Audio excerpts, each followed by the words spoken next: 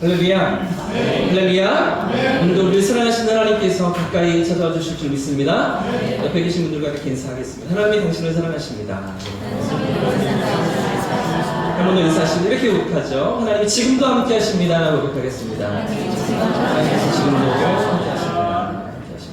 여러분, 올해 초에 목회 데이터 연구소에서 발표한 2023년 한국인의 종교 현황에 대한 통계가 있습니다.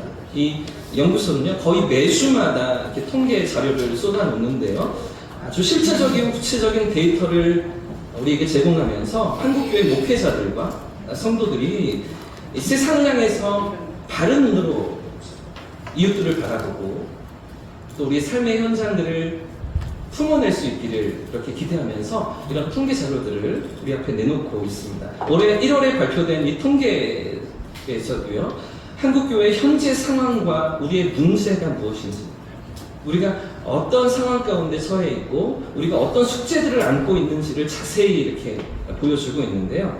전국의 19세 이상의 성인 4,751명, 그리고 청소년들, 중고생 청소년들 700명 등 5,400명에게 질문을 던졌습니다.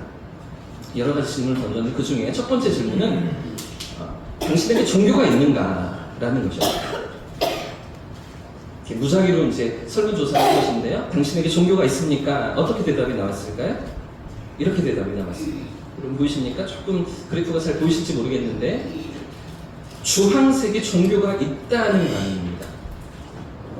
파란색은 종교가 없다라는 반응인데요. 여러분, 이 주황색이 가파르게 줄고 있는 게 보이십니까? 한국 이 많은 국민들 가운데 종교를 가지고 있다라는 그 반응이 이전에 조금 일도 있었다면 점차로 계속해서 줄어드는 그런 추세로 나타나고 있고요. 종교가 없다라고 반응하는 사람은 훨씬 더 많이 늘어나고 있는, 그죠? 반대로 그렇게 그래프가 그려지는 그런 모습들을 우리가 보게 되는데, 그런데 더 심각한 문제가 무엇이냐면 그 다음 질문입니다. 젊은 세대로 내려갈수록 숫자가 꾸준히 줄고 있다는 것이죠. 다음 그래프를 보시면, 그 파란색이 2017년도고요. 5년 전 통계이고요. 주황색이 작년입니다. 그죠? 그런 모습인데, 이 파란색에서 주황색이 줄어들고 있는 게 보이십니까? 숫자가 계속해서 줄어들고 있는 이런 추세로 나아가고 있는데, 더 문제는 60대 이상의 어르신들보다 20대의 젊은 세대가 숫자가 훨씬 더 가파르게 줄고 있다는 거죠. 이 그래프의 격차가 더 많아지고 있는 게 여러분 보이셔야 돼요. 그러니까 다음 세대로 갈수록, 젊은 세대로 갈수록 이 종교에 대해서 조금 부정적인 그런 분위기가 많이 팽배해 있는 그런 상황들이고요. 더 중요한 것은 다음 그래프인데요. 이런 상황 가운데 우리 개신교는 어떠한가, 우리 기독교는 어떠한가 하는 것이죠. 전체 종교 인구가 줄고 있는 상황 가운데에서 여러분 보시면 이 그래프의 지금 상황은 가운데 주황색이 우리 개신교입니다. 그리고 파란색이 불교인데요. 그리고 저 밑에 있는 노란색이 카톨릭입니다.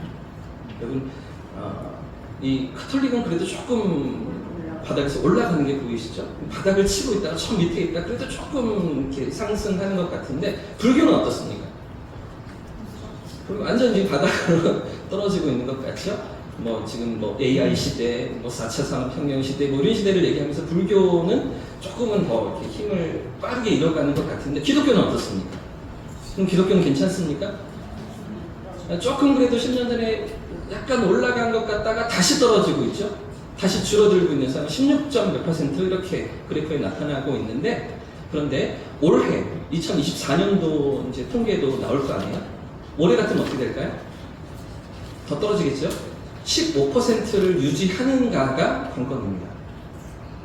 그러니까 예전 같으면 25% 국민들 중에 4분의 1은 그래도 기독교 인구라고 얘기했고 1,000만 명, 1,200만 명의 기독교 인구가 있다고 말하던 그런 시대는 지나갔다는 거죠. 15%를 유지하는 것도 사실은 쉽지 않은 그런 시대로 지금 기독교 인구가 줄고 있는데, 더 큰 문제는 좀 전에 보여드린 것처럼 우리 다음 세대, 주일학교 인구가 가파르게 줄어들고 있다는 것입니다. 그래서 여러분, 가까이 있는 교회들 중에서도 주일학교가 없는 교회가 상당히 많아요. 주일학교가 운영되지 않고 있는 교회들도 참 많이 있습니다. 코로나 팬데믹을 지나면서 많은 청소년들이 대형 교회로 쏠림 현상이 두드러졌고요. 그러다 보니까 교회가 또 모이지도 못했고 또 예배가 어려움이 있었기도 했지만 작은 교회들은 특히나 더 이런 상황들 가운데 다음 세대가 줄어드는, 심지어는 유초 인구가 모이지도 않고 예배가 드려지지도 않는 그런 상황들이 일어나고 있다는 것이죠. 여러분, 이 시대가 이런 것 같습니다. 요즘 우리가 살아가는 시대가 이렇게 종교에 대해서 조금은 부정적인 그런 시대인 것 같고요. 기독교 인구도 많이 줄어가는 그런 시대인 것 같습니다. 자, 그런데 여러분, 제가 한 가지 여러분에게 질문하고 싶은 게 이것인데, 여러분은 그런데 왜 교회를 나오고 계십니까? 많은 사람들이 교회를 떠나고, 그렇죠? 신앙을 갖는 것에 대해서 부정적으로 생각하는 추세인데, 여러분은 왜 지금 이 자리에 앉아 계십니까? 여러분 왜 오늘 이 자리에 찾아 나오셨습니까? 어떻게 대답하시겠습니까? 어떤 대답들을 갖고 계십니까? 바로 이곳에 생명이 있기 때문입니다. 할렐루야. 바로 여기에 진리가 있기 때문이죠. 내가 곧 길이요 진리요 생명이니 나로 말미암지 않고는 아버지께로 나아갈 수가 없다고 우리 주님 말씀하신 것처럼 하나님께 나아가는 유일한 길이 이 신앙 안에, 이 복음 안에 있기 때문인 것입니다. 세상의 그 어떤 종교에도 신이 인간들에게 다가와서 자신을 계시하고 나타내고 드러낸 종교가 없습니다. 세상의 어떤 종교를 찾아보아도 하나님 그분이 자신을 계시하시면서 우리에게 다가와 준 종교가 없는 것이죠. 하나님을 만나는 유일한 길이 이 안에 있는 줄 믿습니다. 생명이 우리 안에 있는 줄 믿습니다. 세상에 아무리 변덕을 부려도 아무리 종교 인구가 줄어들어도 저와 여러분은 이 진리를 붙들고 이 믿음의 길에서 흔들리지 않는 그런 성도님들 되시기를 주님의 이름으로 축복합니다. 여러분, 오늘 우리가 읽은 본문은 이제 예루살렘을 넘어서 안디옥이라는 이방 지역에서 시작된 교회가 어떻게 견고히 세워져 가는지, 그 안디옥이라는 그 헬라 문화, 로마의 어떤 문화 가운데서 어떻게 안디옥 교회가 견고히 세워지며 복음의 역사를 이루어가는지를 오늘 본문이 우리에게 보여주고 있는데요. 지난주에 우리가 살펴본 것처럼 안디옥에서 어떻게 복음이 전파되고 있었습니까? 사실은 처음 안디옥에서 복음을 전파했던 것은 사역자들이 아니었습니다. 사도들도 아니었죠. 어떤 사람들을 통해서 복음이 흘러가고 전파되고 있었습니까? 기억나십니까? 무명의 사람들이었죠. 흩어진 성도들이었습니다. 성경이 이름도 기록하고 있지 않은, 이름도 언급하고 있지 않은 무명의 사람들을 통해서, 흩어진 그 성도들을 통해서 그 안디옥이라는 그 이방 지역에 복음의 역사가 나타나고 이방인들에게로 복음이 확장되어져 가는 그 놀라운 일들이 지난주 우리가 살펴봤던 그 대목에 있었는데, 그래서 오늘 본문 위에 21절 말씀을 보시면 21절에 이렇게 기록하고 있잖아요. 주의 손이 그들과 함께 하심에, 그들이 누구입니까? 무명의 성도들이었습니다. 흩어진 성도들이었습니다. 아주 유명하고 대단하고 능력을 나타내고 많은 어떤 말씀의 그 사역들을 감당했던 그런 사도들이 아니라, 그런 사역자들이 아니라 흩어진 성도들을 통해서 주의 손이 그들과 함께 하심에 수많은 사람들이 믿고 주께로 돌아옵니다. 그래서 예루살렘을 넘어서, 초대교회를 넘어서 이제 이방인 지역에 처음으로 세워지는 안디옥 교회가 등장하는 그 대목이 이제 펼쳐지고 있는데요. 무명의 성도들이었던 거죠. 이름도 알려지지 않은 그런 흩어진 성도들을 통해서 이제 역사상 두 번째 교회가, 그것도 이방 지역에 세워지는 교회가 이제 나타나고 있는 것입니다. 그리고 이어지는 오늘 본문에 놀라운 안디옥에서 일어났던 부흥의 역사가 어떻게 이루어져 가는, 진행되어져 가는지 오늘 말씀이 우리에게 보여주고 있는데요. 자, 22절 말씀 같이 한번 더 읽어보겠습니다. 22절입니다. 시작. 예루살렘 교회가 이 사람들의 소문을 듣고 바나바를 안디옥까지 보내니, 지금 안디옥 교회가 시작되는 그 모습을 정확하게는 아직 교회가 구성된 건 아니었겠죠? 많은 사람들이 이렇게 복음을 듣고서 회심하고 예수님 앞으로 그 생명의 길 앞으로 나아오고 있을 때 그렇게 안디옥에서 부흥의 놀라운 일들이 일어나고 있다는 소식을 예루살렘 교회가 듣게 되는 거죠. 예루살렘 성도들이 듣게 된 것입니다. 그리고 그 예루살렘 교회가 누구를 파송하고 있습니까? 누구를 파송해 보내고 있습니까? 바나바인데요. 한번 따라해 보겠습니다. 예비하신 사역자를 보내신다. 그렇습니다.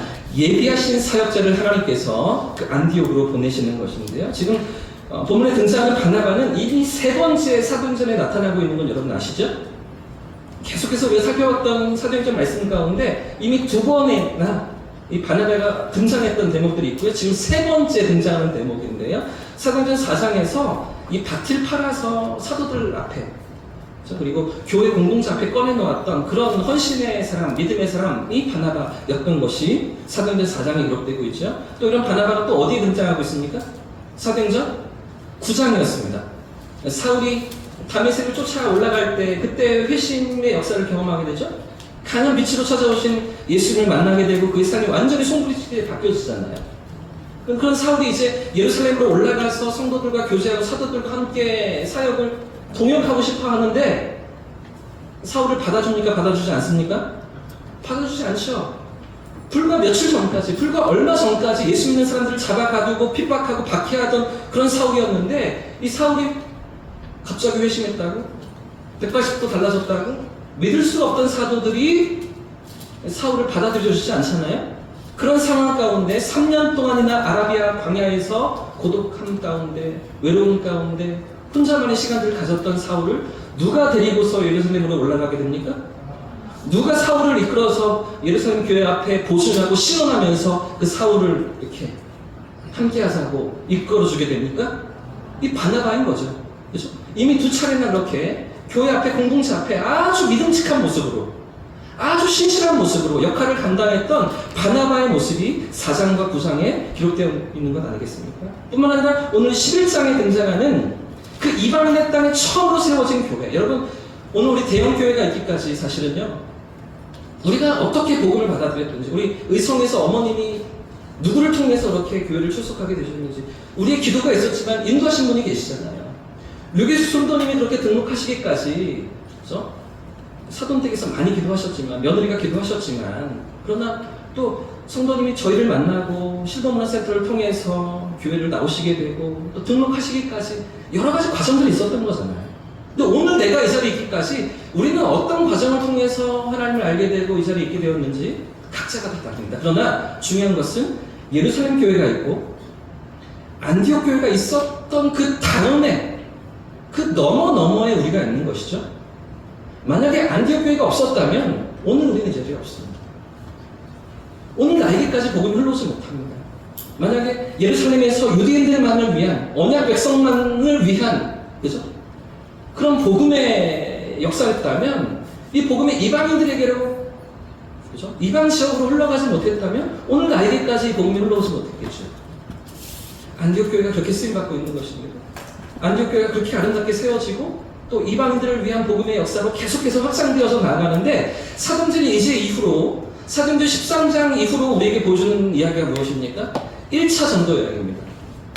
이 바나바와 사울이 함께 팀을 이루어서 전도 여행을 시작하는데 여러 이방 지역으로 다니면서 복음을 전하고 복음을 전하고 믿음의 사람들을 세우는 교회 공동체를 세우는 역사. 그래서 에베소 교회가 생겨나죠. 그래서 데살로니가 교회가 생겨납니다. 그래서 갈라디아 교회가 생겨납니다. 여러 교회들을 세우는 일에 이 안디옥 교회가 쓰임받는 거죠. 그 아주 역사적인 장면에 이 안디옥 교회가 있는데 이 안디옥 교회를 향하여서 하나님이 누구를 보내고 계십니까? 어떤 사람을 보내고 계십니까? 예비하신 사역자를 보내고 계십니다. 하나님께서 준비해 놓으신 그 사람을 지금 보내고 계시는 거죠. 여러분, 왜 바나바일까요?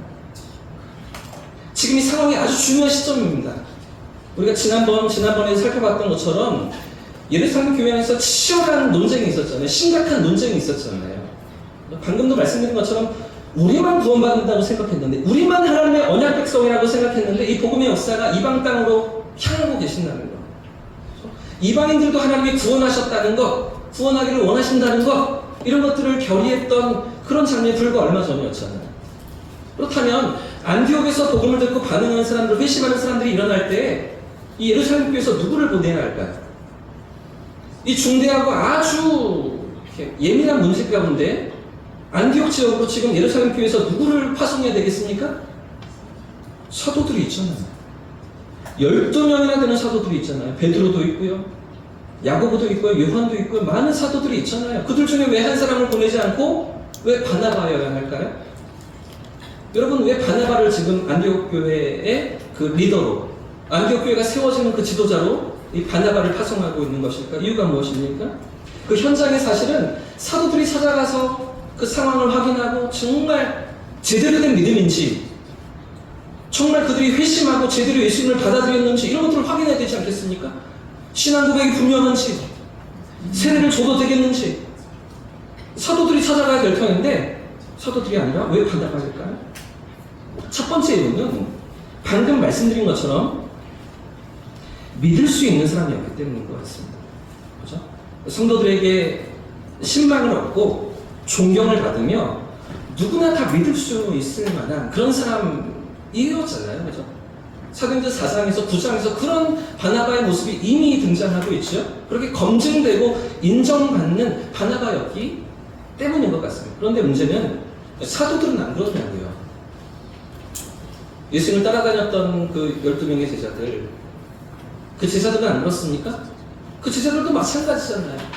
3년 반 동안 예수님께 훈련받았고, 예수님을 직접 눈으로 목도했고, 예수님의 죽으심과 부활을 확인했고, 그죠? 성령의 강림하심으로 놀라운 성령의 충만함을 경험하면서 예루살렘 부흥과 그 교회 확장되는 역사에 쓰임받았던 12사도들도 그렇잖아요. 믿을만한 사람들이잖아요. 검증된 사람들이잖아요. 근데 왜 사도들이 아니라 바나바일까요? 이유가 있습니다. 바나바는 히브리파 유대인이 아니라 헬라파 유대인이었기 때문입니다. 어떤 유대인이라고요? 헬라파 유대인입니다. 그러니까 출신이 이방인입니다.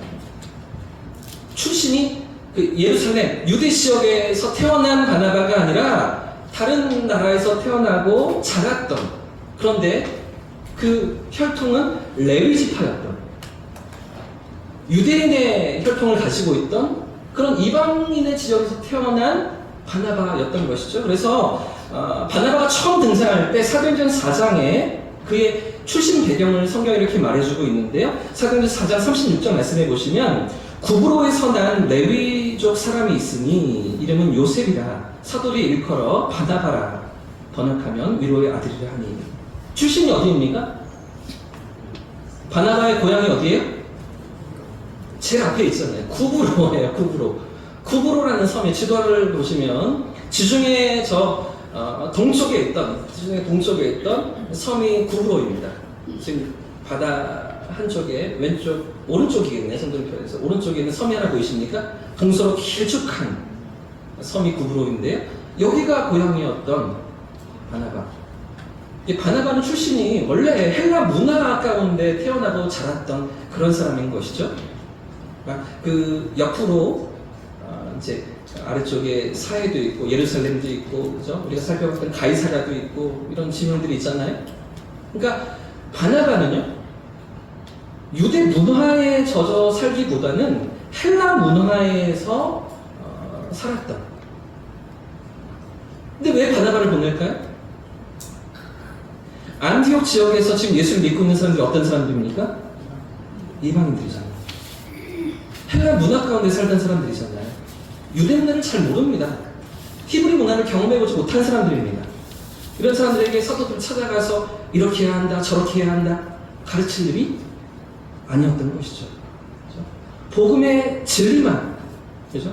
예수 그리스도의 복음만 그들이 붙들 따름이지 히브리 민족의 어떤 전통이나 관습이나, 예를 들면 이방인들과 접촉하면 부정해진다고 그들이 여겨왔잖아요.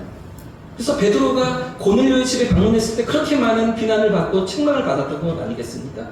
이런 잘못된 이런 관습들, 이런 전통들을 다 내려놓고서 온전히 복음만, 온전히 진리만 전할 수 있도록 바나바를 파송하고 있다는 것이죠. 사실은 하나님께서 지금 안디옥 교회를 위한 사역자들로 12제자도 있지만 바나바를 준비해 놓고 계셨다는 거예요. 이미 교회 성도들 앞에 인정받는 사람으로, 존경받는 사람으로, 신망과 그런 덕망을 얻고 얼마든지 그들의 지지를 받아서 이방 땅에 세워지는 첫 번째 교회를 위해서 헌신할 수 있는 사람으로 바나바를 하나님이 준비해 놓으셨던 것이죠. 사랑하는 여러분, 지금 하나님께서 안디옥 교회를 위해서 어떤 사람을 준비해 놓고 계십니까? 그 이방인의 땅에, 이방인의 문화에 가장 잘 들어맞는 그런 바나바인 것입니다. 그런 이방인들의 문화와 정서를 잘 이해할 뿐 아니라 예수 그리스도의 복음을 또 제대로 설명할 수 있는, 전하고 가르칠 수 있는 그런 바나바를 하나님이 준비해 놓으셨고, 그런 바나바를 지금 안디옥 교회로 파송받도록 하나님이 인도해 가시는 것이죠. 여러분, 어느덧 제가 우리 교회에 부임하고서 시간이 얼마나 지났는지 아십니까? 여러분과 제가 만나고서 얼마나 시간이 지났을까요? 1년 8개월 됐습니다. 시간이 진짜 빨리 가죠? 동의를 안 하시는데요. 시간이 왜 이렇게 안 가냐, 너랑 지내는 게 지겹다 이런 거예요. 여러분, 제가 부임할 때도 말씀을 드렸지만 제 안에 늘 이런 고민이 있었거든요. 제 인생의 최근 10년을 생각할 때 왜 자꾸 경상도에 살게 하시지? 이런 고민이 있었어요. 저는 한 번도 이렇게 경상도에서 사역을 하게 될 거라, 목회를 하게 될 거라고 생각해 본 적이 없었는데요. 그런데 경남 통영에서 지금도 장호를 보내시고, 통영에서 2년 반 동안 제가 처음 사역을 하게 되었고, 그리고 경산에서 또 지난 8년을 지나게 되면서 그것만 해도 경상도에서 10년을 넘게 살았잖아요. 그리고서 또 대구에 와 있으니, 사실 저희 가정이 그동안 계속해서 저와 제 아내가 사역을 같이 이어오면서 결혼을 하고 첫째 아이를 낳기까지 각자가 다른 교회를 섬기고 있었거든요. 다른 교회를 이렇게 섬기면서 그러면 사역을 하고 있던 가운데 2014년 말에 저희 예본이가 이제 돌이 되어가고, 그러면서 셋이 다 다른 교회를 다닐 수는 없다. 그래서 같이 섬길 수 있는 교회를 찾기 시작했습니다.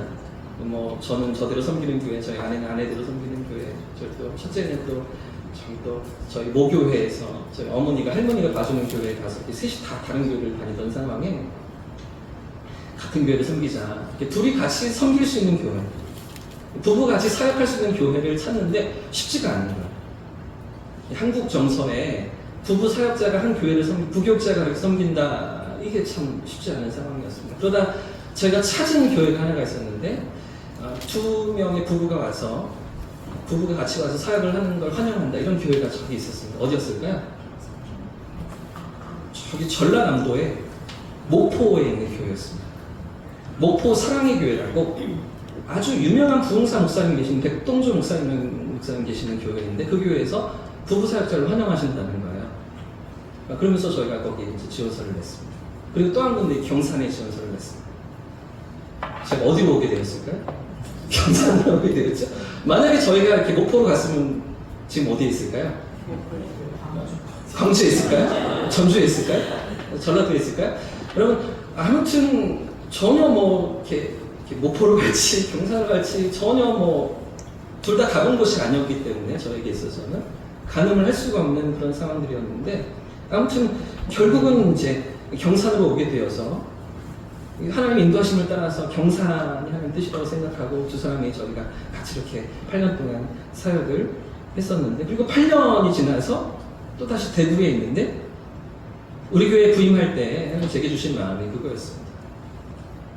결국은 우리 대형교회를 만나게 하시려고 지난 8년 동안 준비하게 하신 거구나, 훈련받게 하신 거구나, 이런 생각들이 들었습니다. 저는 근데 오늘 말씀을 준비하면서, 오늘 바나바를 생각하면서 저의 이 발걸음이 자꾸만 떠오르는 거예요.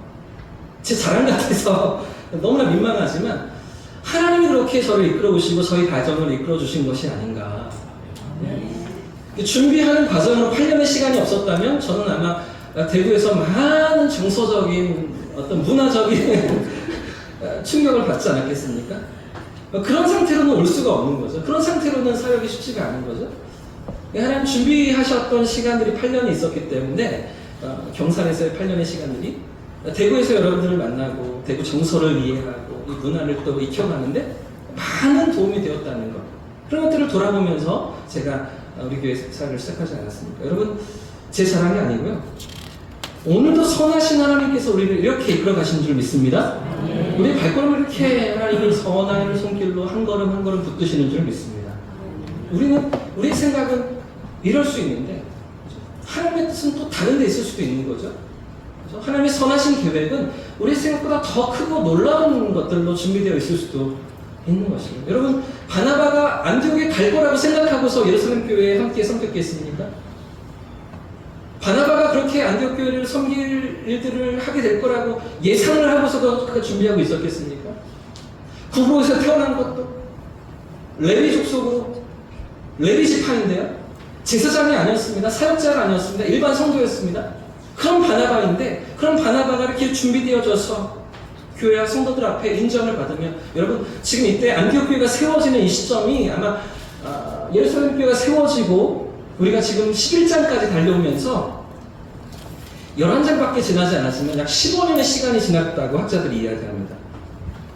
15년의 시간 동안 예루살렘 교회가 세워지고 그 성도들이 핍박 가운데 흩어지면서 안디옥에도 복음을 전하는 이런 과정들 가운데 15년 동안 바나바는 예루살렘 교회 안에서 준비되어지고 훈련받고 그러면서 이 두 번째 교회 이방인들을 위한 교회를 세우는 그런 역할로서 하나님이 예비하고 계셨던 것이죠.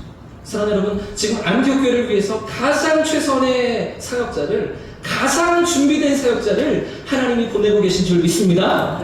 그 안디옥 교회를 통해서 이제 이 복음의 역사가 어떻게 흘러가고 확장되어져 가는지 성경은 계속해서 우리에게 보여주는데 하나님이 그렇게 한 걸음 한 걸음 이끌어 가시는 거죠. 하나님의 선하신 손길 가운데 예비하신 사역자를 보내주고 계신 것입니다. 그뿐만 아니라 하나님은 바나바와 함께 또 한 사람을 안디옥 교회에 보내고 계시는데요.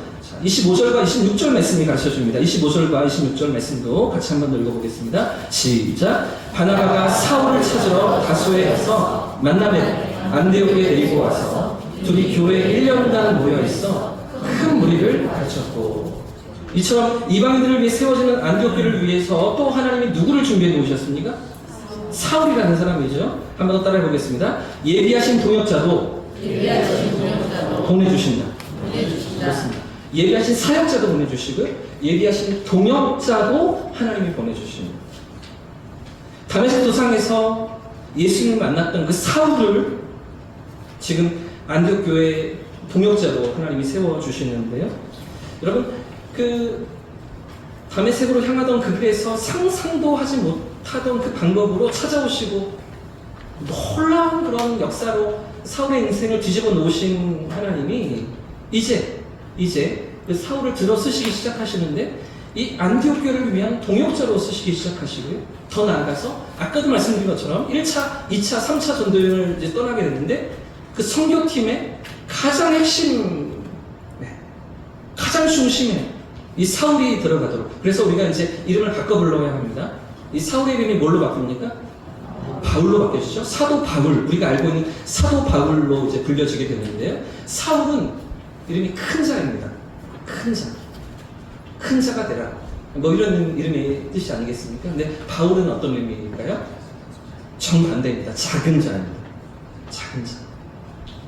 너무나 작고 미약하고 아무런 쓸모없던 나를 하나님 나를 부르셨다라고 고백하면서 그의 자신의 이름이 이제 사울이 아니라 바울이라고 불러달라고 이야기하면서 그의 이름이 바뀌어지게 되는 것인데 아무튼 그 사울, 바울 그가 준비되는 과정을 통해서 이제 안디옥 교회의 동역자로 세워지게 되는 것이죠. 이 사울 역시도 다메섹 도상에서 예수님을 만나고 아라비아 광야에서 3년 동안의 혼자만의 그 시간들, 그렇죠? 고독함과 외로움과 싸워야 했던, 그리고 자신이 가졌던 그 모든 신념과 모든 유대교 전통의 모든 그 가르침들을 이제 예수 그리스도 안에서 복음 안에서 해석하는 그 시간들을 다 거치고 나서 이제 안디옥 교회를 위한 지도자로 바나바와 함께하는 동역자로 세워지는 그 자리에 하나님이 세우고 계시는 것인데요. 여러분, 하나님께서 지금 안디옥 교회를 위해서 누구를 준비하고 계십니까? 바나바라는 예비하신 사역자입니다. 그런가 하면 사울이라는 예비하신 동역자인 것이죠.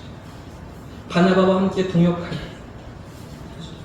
혼자 그 무거운 짐을 다 짊어지도록 바나바에게 떠맡기시는 것이 아니라 사울을 함께 준비해 놓으시면서 함께 주님의 일들을 감당하며 주님의 교회를 세워갈 그 사울을 하나님이 준비해 놓으셨던 것 같습니다. 여러분 생각해 보십시오. 지금 바나바와 사울의 관계가 사도행전 11장에서의 이 관계가 아니라 사도행전 9장에서도 있었다고 말씀을 드렸습니다. 그렇죠? 여러분 이 바나바가 다 알고서 사울이 이렇게 될 것을 알고서 이렇게 나에게 요긴하게 쓰임받고 내 동역자가 되고 내 곁에 있어주고 나와 함께 안디옥 교회를 섬겨주고 이렇게 사역할 것을 알고서 사도행전 9장에서 사울을 섬겼던 것입니까? 그 모든 것을 다 예상하고서 사울에게 손을 내밀어주고 다가가주고 그리고 사울을 신원하고 보증하면서 예루살렘 교회 앞에 함께 이렇게 사울을 데려가주는 그런 역할을 바나바가 감당했던 것입니까? 그렇지가 않잖아요. 전혀 그런 것들을 알지 못했는데도 불구하고 그죠? 시간이 지나서 하나님의 때가 되니 그렇게 열정이 가득했던 사울이 생각나는 것이죠. 회심하자마자 예루살렘으로 올라가서 이제 복음의 증인이 되겠노라고 예수님을 전하겠노라고 그렇게 열정을 나타내던 사울이 생각나고 그런 사울이 지금 아라비아 광야에 있다는 것을 알게 되면서 그죠? 바나바가 찾아가서 사울을 인도해 주는 것 아니겠습니까? 사랑하는 여러분, 동역자도 하나님께서 허락하시는 줄 믿습니다. 사람도 하나님께서 붙여주시는 줄 믿습니다. 고군분투하도록 혼자 내버려 두시지 않고 그죠? 사람도 필요하면 하나님이 붙여주시고 물질도 필요하다면 하나님께서 허락해 주시며 상황도 환경도 모든 것을 채우시는 우리 하나님의 선하심이신 줄 믿습니다. 사랑하는 여러분, 오늘 우리 곁에는 어떤 동역자들이 있으십니까? 하나님께서 내 곁에 붙여주신 동역자들이 어떤 분들이 계십니까? 주님의 교회를 세워가면서 주님의 일들을 감당할 때에 내 곁에 어떤 사람들을 나에게 붙여주셨습니까? 저에게 있어서는 우리 강전사님이신 것 같아요. 저보다 먼저 4년 전에 와 계시면서 6년째 우리 교회를 섬기면서 같이 동역해 나아가는 그런 사역자를 하나님께서 미리 준비해 놓으시고 붙여주신 것 같아요. 또 저희 장로님들이신 것 같아요. 세 분의 장로님들이 함께 마음을 모아주시고 함께 기도를 심어주시면서 이 자리 저 자리 보이는 곳마다 다니시면서 섬기시는 헌신하시는 장로님들을 통해서 또 함께 동역하고 힘을 얻게 하시고 위로를 받게 하시고 하나님의 교회를 섬기게 하시는 것 같아요. 여러분은 어떠십니까? 여러분들에게는 어떤 사람들을 하나님께서 붙여주셨습니까? 어떤 사람들과 함께 주님의 일들을 감당하기를 주님 원하시며 우리에게 허락해 주셨습니까? 여러분, 지체들을 소중히 여기시기를 축복합니다. 한 사람 한 사람 하나님께서 나에게 허락하신 지체들을 소중히 여기고 사랑하는, 그래서 기쁨으로 동역을 이뤄가는 그런 은혜로운 공동체가 될 수 있기를 주님의 이름으로 축복합니다.